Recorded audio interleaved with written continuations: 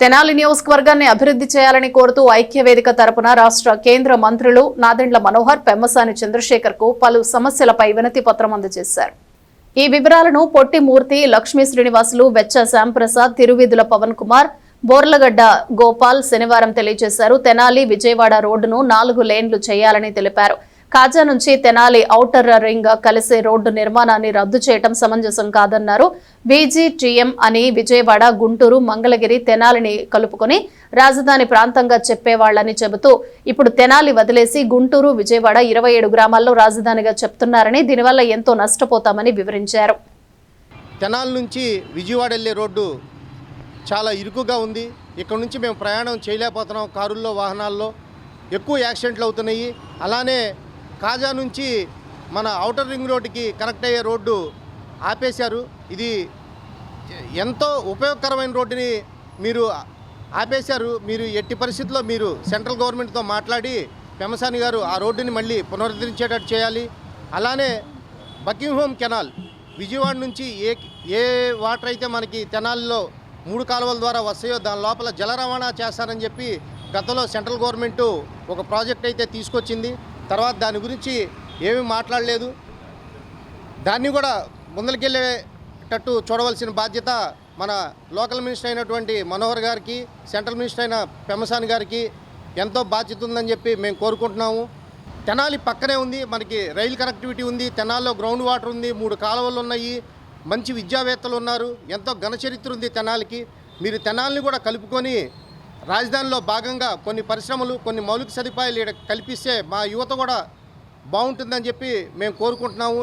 గతంలో కూడా మేము 2-3 సార్లు తెనాలిని రాజధానిలో కలపండి, ఔటర్ రింగ్ రోడ్డుని తెనాలి ఔటర్ నుంచి తీసుకెళ్ళండి, తెనాలి కనెక్టివిటీ పెంచండి, తెనాలిలో కొన్ని పరిశ్రమలు తేండి, మా కుటుంబాలని బాగు చేయండి అని చెప్పి అడిగాము.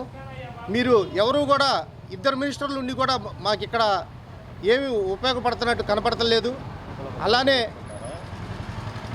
తెనాల్లో ఎన్నో సంవత్సరాల నుంచి ఇంతే జనాభా ఉంది. మా లోకల్లో ఉన్నటువంటి షాపులు కానీ, వస్త్ర వ్యాపారాలు కానీ, బంగారపు షాపులు కానీ ఏవైతే మా వ్యాపారాలు ఉన్నాయో అవి లిమిటెడ్గా జరుగుతుంది. ఎందుకు బయట నుంచి ఎవరు మా దగ్గర రావట్లేదు.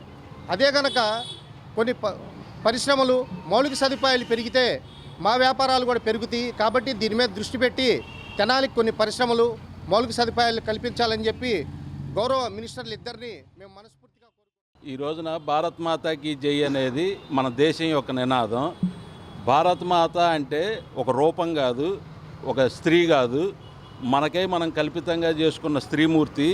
మనం స్త్రీలని ఎంత గౌరవిస్తామో అది అందరికీ తెలిసిన విషయమే. ప్రపంచం మొత్తం మనం స్త్రీలను కొనియాడే విషయంలో, వాళ్ళని ఆదరించే విషయంలో ఎంతో శ్రద్ధగా మన వెనక చూస్తూ ఉంటారు. అట్లాంటి మాతృమూర్తిని, అట్లాంటి భరతమాతని ఈ రోజున మొన్న ఢిల్లీలో జరిగిన జంజీ ఉద్యమంలో ఒక ఆడమనిషి చక్కగా నిండుగా బొట్టు పెట్టుకుంది, చీర కట్టుకుంది, భారత సాంప్రదాయ ప్రకారమే ఉంది. కానీ ఆమె మాట్లాడిన మాటలు ఏవైతే ఉన్నాయో అవి చాలా నీచంగా ఉన్నాయి. ఆ విధమైన నీచమైన మాటలు మాట్లాడటానికి సపోర్ట్ చేస్తుంది ఎవరు? ముందు తెలుసుకోండి. ఏ విధంగా భారతదేశంలో అస్థిరత్వం క్రియేట్ చేయాలనేది ప్రయత్నాలు జరుగుతూ ఉన్నాయనేది ఒకసారి ఆలోచించండి. ఆ రోజు జంజీ ప్రోగ్రాంలో వచ్చినటువంటి మనుషులందరినీ కూడా మీరు ఒక్కసారి 1 by 1 చూసుకోండి. దరిదాపుగా 2800 మంది నేరగాళ్ళు ఉన్నారంట. మర్డర్లు చేసిన వాళ్ళు ఉన్నారు, రేపులు చేసిన వాళ్ళు ఉన్నారు, కూనీలు చేసిన వాళ్ళు ఉన్నారు, డెకాయిట్లు ఉన్నారు, అందరూ ఉన్నారు. అట్లాంటి వాళ్ళని పెట్టుకొని ఒక ఉద్యమం చేయడం అనేది అంతమటుకు కరెక్ట్. మీరు ప్రొటెస్ట్ చేస్తే చెయ్యండి. దేని గురించి చేశారు? నీటి గురించి చేశారు, మంచి సబ్జెక్టు. కానీ ఆ నీటి పరీక్ష అనేది మళ్ళీ తర్వాత పెట్టారు. అది యాజిటీజ్గా మళ్ళీ రిజల్ట్స్ వచ్చేసినాయి. పిల్లలందరూ ఎవరి దారిని వాళ్ళు వెళ్ళిపోయారు. వాళ్ళ చదువులు వాళ్ళు చదువుకుంటున్నారు. చదువుకుంటున్న పిల్లల్ని ఆ విధంగా రోడ్ల మీద తీసుకొచ్చి మీరు వాళ్ళ భవిష్యత్తును పాడు చేయమాకండి.